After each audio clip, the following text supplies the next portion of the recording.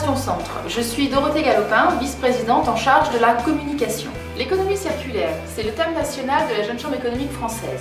On en entend parler depuis l'élection de notre nouveau président Jocelyn Leray. Mais concrètement, qu'est-ce que c'est? Et qui mieux que notre président national pour nous l'expliquer? Avant de parler d'économie circulaire, parlons déjà du thème. La Jeune Chambre économique française est composée de 150 jeunes chambres économiques locales. Avoir un thème national tel que l'économie circulaire permet à l'ensemble de notre réseau de travailler à l'unisson sur un sujet unique et impactant, permettant ainsi d'accroître notre visibilité. De par son histoire, la Jeune Chambre économique française a toujours su être force de proposition en matière de prospective.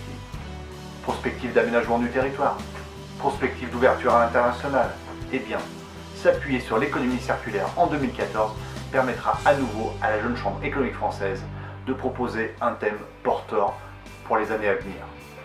Et enfin, avoir un thème tel que l'économie circulaire permet et permettra à la jeunesse de concrétiser la promesse qu'il représente, inventer des solutions nouvelles pour sortir des impasses dans lesquelles nous sommes et agir pour construire un monde meilleur.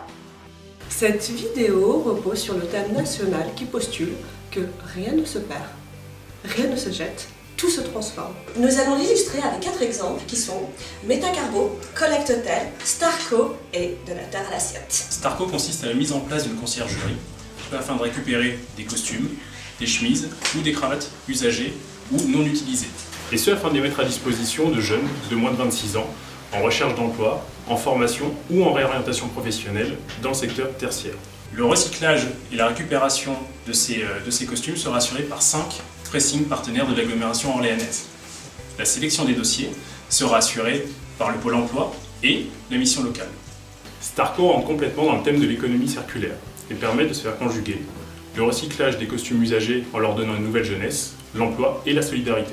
Alors la Metacarbo est un projet de commission qui vise à promouvoir les solutions de recyclage du dioxyde de carbone. Et ce procédé s'appelle la méthanation. Les objectifs de la commission sont 1.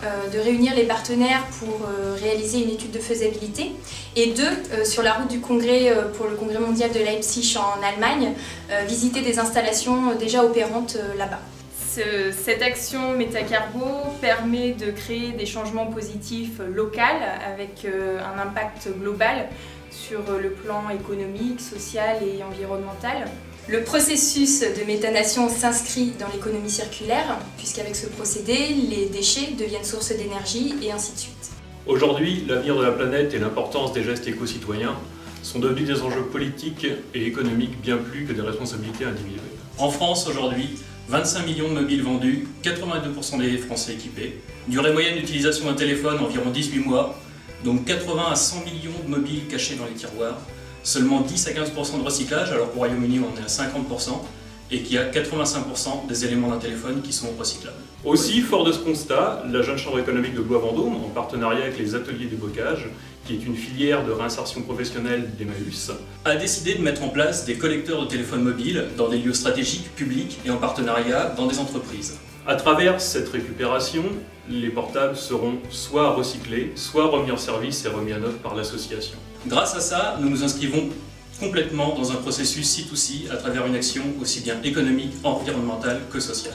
L'action de la terre à l'assiette consiste à mettre en relation 7 classes de CP pour proposer des carrés potagers à l'intérieur de l'école.